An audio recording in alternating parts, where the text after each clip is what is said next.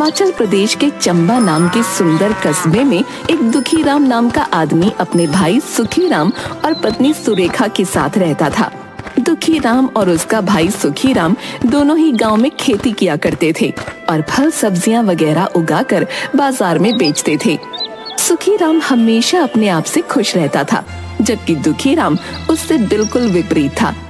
एक दिन सुबह सुबह दोनों भाई अपने अपने खेत में काम करते हुए, कल रात को इतनी बारिश हुई, लेकिन पता नहीं क्या मेरी जमीन की तो ढंग से सिंचाई भी नहीं हुई है। लगता है मेरे खेत में बारिश कम हुई है। अरे भाई, भला मैंने कौन से यहाँ पर स्पेशल बादल अपने खेतों पर बरसाए हैं?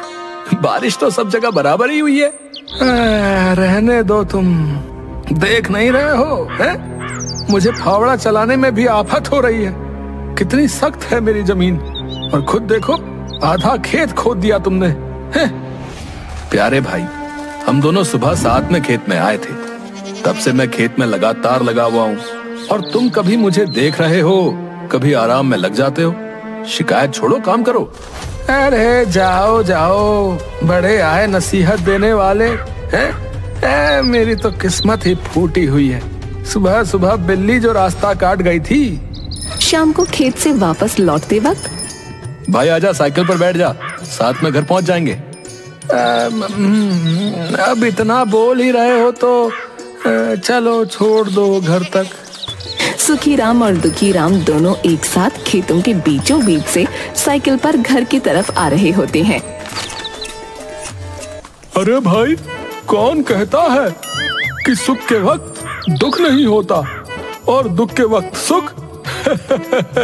सुख दुख दोनों साथ में आ रहे हैं।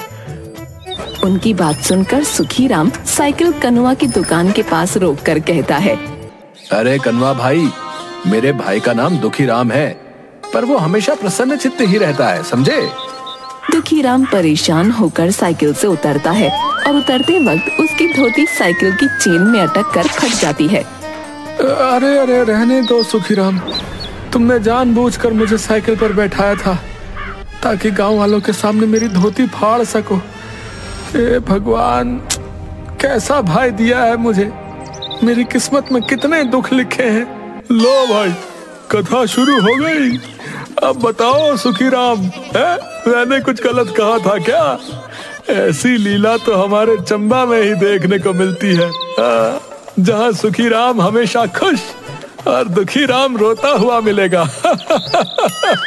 सुखीराम, तुमने आज बहुत गलत किया है मेरे साथ। भाई, मैंने तो तुम्हारी मदद की थी बस। अरे सुनो भाई। शाम के वक्त चाय की टपरी पर कुछ लोगों के साथ मुखिया भी गप्पे लड़ा रहा होता है। तभी वहाँ दुखीराम आता है। आओ भाई दुखीराम, कैसे हो? अरे रमेश, अरे दुखीराम के लिए चाय का गिलास लाओ भाई। धन्यवाद मुखिया जी, धन्यवाद। लो भाई, गर्मा गर्म चाय पियो। दुखीराम चाय लेता है और पीने लगता है। अरे साथ में मट्ठी तो दो रमेश भाई, दुखीराम को अकेले चाय पिलाओगे बस? है? रमेश मट्ठी भी दुखीराम को देता है। अरे वाह, आज का दिन तो बहुत अच्छा है मेरा। चाय फ्री में और साथ में मट्ठी भी। अच्छा भाई रमेश, चलते हैं। चाय के पैसे का तो तुझे समझा दिया है। जी मुखिया जी, ठीक है। रुकिए मुखिया जी, मैं भी चलता हूँ। मुझे काम से पठानकोट के लिए बस पकड़नी है। वो मेरी बुआ हॉस्पिटल में है वहाँ। और कलुआ मुखिया जी के साथ वहाँ से खिसक लेता है। अरे रमेश भाई, क्या मस्त चाय बनाई है आपने। मजा आ गया। अच्छा रमेश भाई, चलता हूँ है, जरा मुझे काम से जाना है। हाँ भाई, काम से सबको ही जाना है। तुम्हारा टोटल 90 रुपए हो गया, 3 चाय और 3 मट्ठी। हैं? क्या बोल रहे हो रमेश भाई? मुझे तो चाय मुखिया जी ने पिलाई है ना। खाक मुखिया जी ने पिलाई है। उन्होंने कहा था कि आज की चाय मट्ठी दुखीराम की तरफ से है, और जब वो गए तब बता कर गए कि चाय का हिसाब मैं तुमसे कर लूं। अरे ये बुढ़ाऊ मेरा उल्लू बना गया। किसी दिन इसे नदी में धकेल दूंगा, बता रहा हूँ। और ना चाहते हुए भी सारे पैसे देकर बड़बड़ाता हुआ रावी नदी के किनारे एक पहाड़ की चोटी पर आकर बैठकर अपनी जिंदगी को कोसने लगा। क्या बेकार जिंदगी है इंसान की, बस दुख तकलीफें हैं और मेरी जिंदगी तो परेशानियों से भरी है। धिक्कार है मुझे इस जिंदगी पर। तब दुखीराम सामने खुले आसमान में उड़ते हुए एक बाज को देखता है और देखते ही देखते वो बाज आसमान से नीचे जमीन पर डुबकी लगाते हुए अपने पंजों में एक सांप को दबोच लेता है और दुखीराम के बिल्कुल सामने एक सूखे हुए पेड़ पर बैठकर उसे खाने लगता है। अरे वाह, क्या शाही जिंदगी है इस बाज की। देखते ही देखते बाज अपने शिकार को खा लेता है और वहाँ से फिर आसमान की ऊंचाइयों पर उड़ जाता है। मजा आ गया देखकर भाई, सच में राजाओं की जिंदगी जीता है ये बाज। काश मैं इंसान ना होकर बाज होता।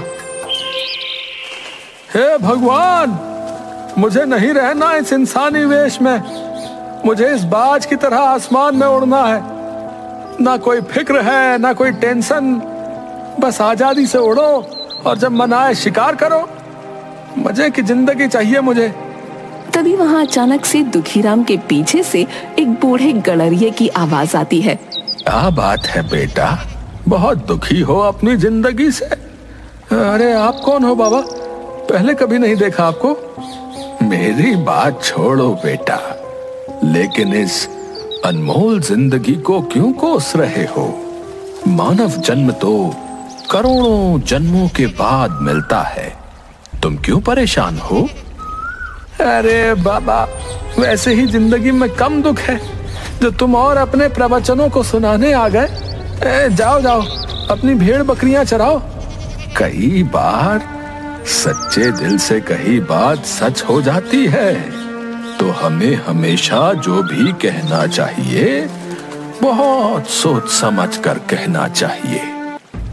अगर सच्चे दिल से कही बात सच होती ना, तो मैं अभी बाज बनकर नीले गगन में उड़ जाता। सोच लो बेटा। चाचा, आप बोल तो ऐसे रहे हो जैसे अभी आप तथास्तु बोलोगे और मैं बाज बन जाऊंगा। तथास्तु। और देखते ही देखते दुखीराम बाज में बदल जाता है और नीले आसमान में उड़ जाता है। अरे वाह, अरे ये चाचा तो सच में भगवान का रूप निकले। अरे मैं तो बाज बन गया। अरे अरे मुझे अब कोई फिक्र नहीं है। अरे अरे वाह, अरे वाह, मैं बाज बन गया। अरे वाह, मजा आ गया। अब जब चाहे खाओ, जब मर्जी मौज उड़ाओ। है पंछी बनूं, उड़ता फिरूं मस्त गगन में।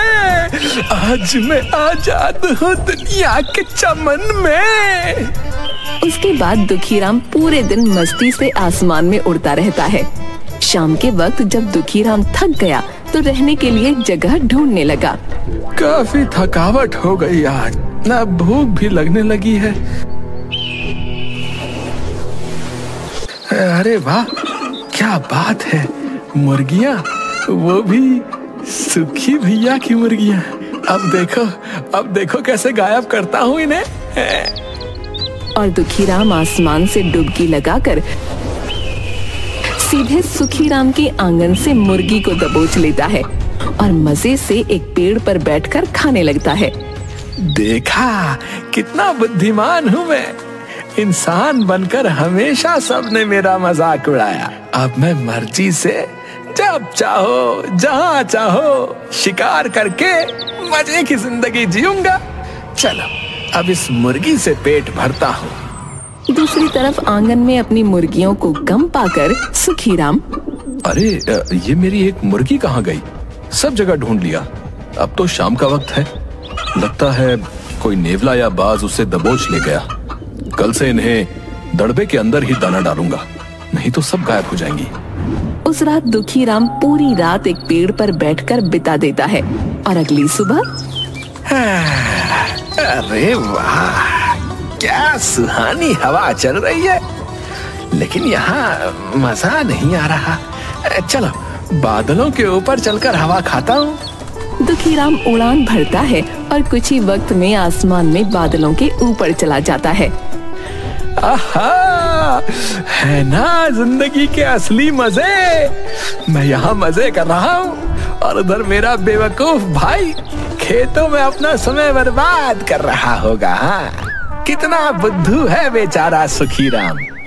तभी कुछ बदमाश कौवे आकर दुखीराम की पीठ पर बैठ जाते हैं। अबे कलुए, अबे कलुए, अबे मेरी पीठ पर क्यों बैठ रहा है? हैं? अबे वो तेरे अपने पंख काम नहीं कर रहे हैं क्या? अबे अबे नीचे नीचे उतर, चल चल हट बे। कौवे नहीं मानते और उसको चोंच भी मारने लगते हैं। अबे ये तो ज्यादा हो रहा है, अभी बताता हूँ, रुको। दुखीराम बादलों के ऊपर की तरफ उड़ान भरता है और कुछ ही देर में ऊंचाई ज्यादा होने के कारण कौवे नीचे भाग जाते हैं और दुखीराम बादलों के ऊपर उड़ जाता है। अबे है क्या हुआ? सवारी नहीं करनी? भाग कहाँ रहे हो बे? बैठो अब। बड़े आए दुखीराम को परेशान करने वाले। उसके बाद दुखीराम की नजर चाय की टपरी पर बैठे मुखिया और कलुआ पर पड़ती है। अरे वाह रे मुखिया, चाय के पैसे मुझसे दिलवाए थे ना। रुक, आज तेरी पगड़ी सरेआम उछालता हूँ, रुक तू।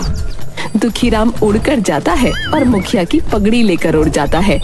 अरे बचाओ, अरे भैया बचाओ, अरे ये बाज मुझ पर हमला कर रहा है। अरे मेरी पगड़ी कहाँ ले जा रहा है? अरे रुक जा। अरे मुखिया जी, ये क्या, आपकी तो सारी खेती उजड़ी हुई है। अबे चुप कर हरामी। और बाज के पीछे कुछ देर तक भागकर रुक जाते हैं। अरे मर गया।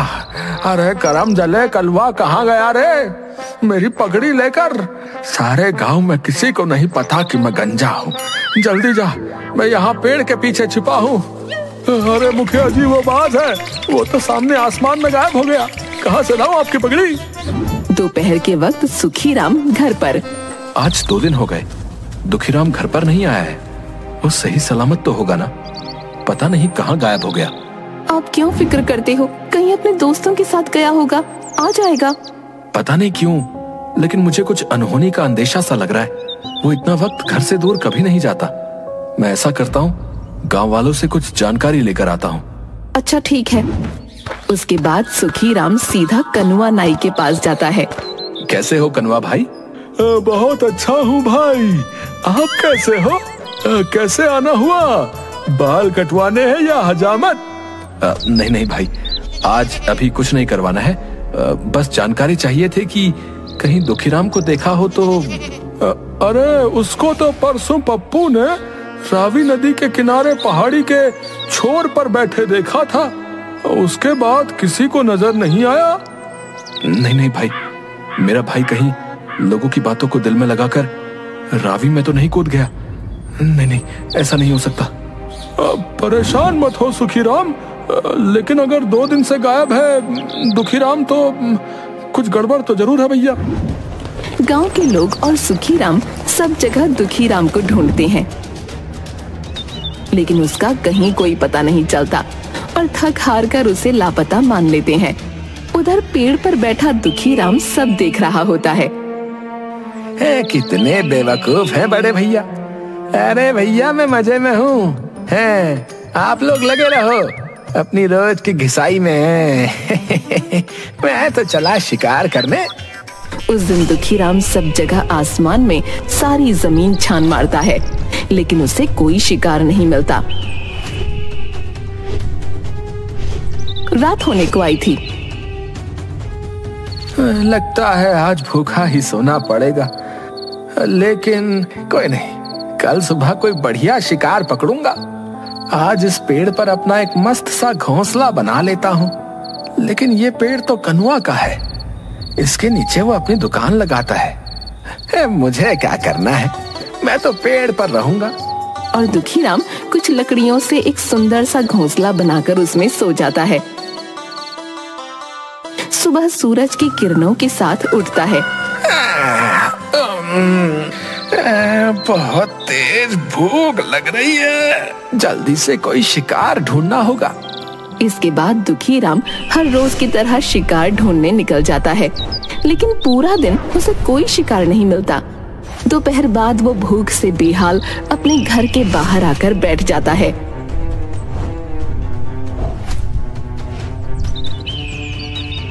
क्या पता आज भैया मुर्गियों को दाना चुगने के लिए छोड़े तो मेरा पेट भर जाएगा। थोड़ी देर में सुखीराम घर से बाहर आता है और सामने बैठे बाज को देखकर, भाग यहाँ से, पहले भी मेरी मुर्गी तू ही ले गया था।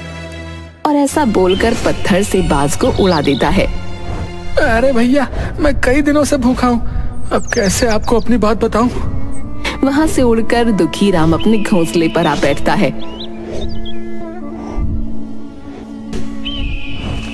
और वहाँ से नीचे काम कर रहे कनुआ पर बीट कर देता है। अरे ये कहाँ से इस आफत ने घोंसला बना लिया यहाँ? रुक, तुझे अभी बताता हूँ। और एक पत्थर घुमाकर मारता है, जिससे बेचारा दुखी राम वहाँ से उड़ जाता है। अरे अरे अजीब पागल है, इतनी जोर से मारता है कोई, अभी मेरा सिर फूट जाता। अब कहाँ जाऊँ, भूख के मारे अब उड़ा भी नहीं जा रहा। तभी रात हो जाती है और एक सूखे से पेड़ पर दुखीराम जल्दी जल्दी में एक घोंसला बनाता है और ठंड में पंखों के बीच गर्दन छुपाकर सो जाता है। आधी रात को बहुत तेज बारिश होती है, सब तरफ तूफान और आंधी चलती है, जिसकी वजह से दुखीराम अपने घोंसले के साथ उड़ता हुआ दूर जा गिरता है। गिरने से उसके एक पंजे में पैनी लकड़ी घुस जाती है। अरे मर गया रे, हाय बहुत दर्द कर रहा है, मेरा पंजा तो गया। अब मैं क्या करूं? जैसे तैसे अपनी चोंच से उस लकड़ी को तो दुखीराम निकाल फेंकता है, लेकिन उसका पंजा अब शिकार नहीं पकड़ सकता था। अब मैं शिकार कैसे कर पाऊंगा? मुझे क्या पता था कि ये मुसीबतें भी होती होंगी बाज बनने के बाद। इससे तो मैं इंसान ही भला था। सुबह होती है। बारिश के बाद सब तरफ हरियाली छा जाती है। सभी किसान खुशी खुशी अपने खेतों पर जा रहे होते हैं और दुखीराम भूख से बेहाल और दर्द से परेशान था। मैं ही पागल था जो बाज बनना चाहता था, लेकिन अब कुछ नहीं हो सकता। कुछ खाने को ढूंढता हूँ। चल दुखीराम, ले अब और उड़ने के मजे। उसके बाद वो फिर हवा में उड़ने लगता है।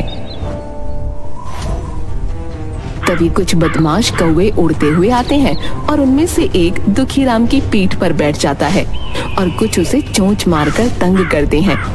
अबे ये क्या कर रहे हो? अरे कहाँ से आ गई ये बला? अरे भागो यहाँ से। कौवे नहीं मानते।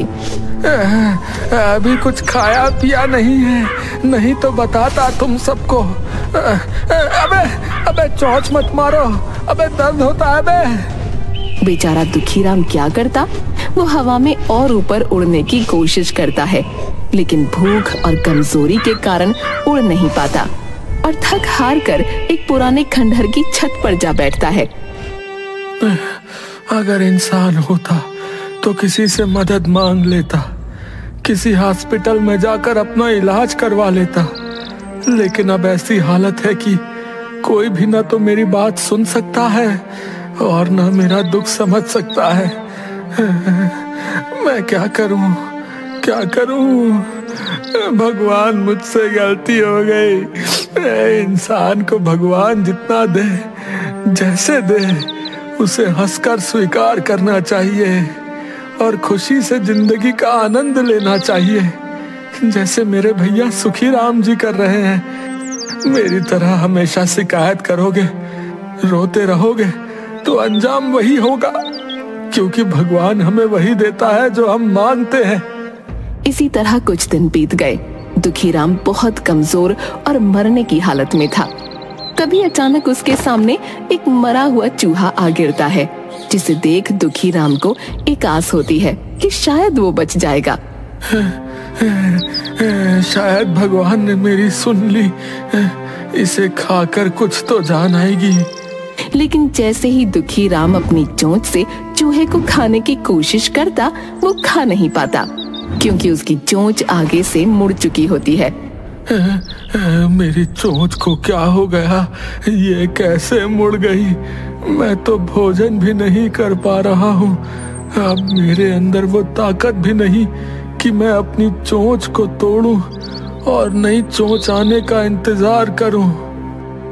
ये कहता हुआ बेचारा दुखीराम बहुत रोता है, लेकिन मजबूर कुछ नहीं कर पाता। इस तरह दुखीराम उस पुराने से खंडहर में कई दिनों तक भूखा प्यासा पड़ा रहा और अंत में अपना दम तोड़ दिया। हमें अपने इस बहुमूल्य जीवन को भगवान का शुक्रिया अदा करते हुए हंसी खुशी अच्छे कामों को करते हुए जीना चाहिए।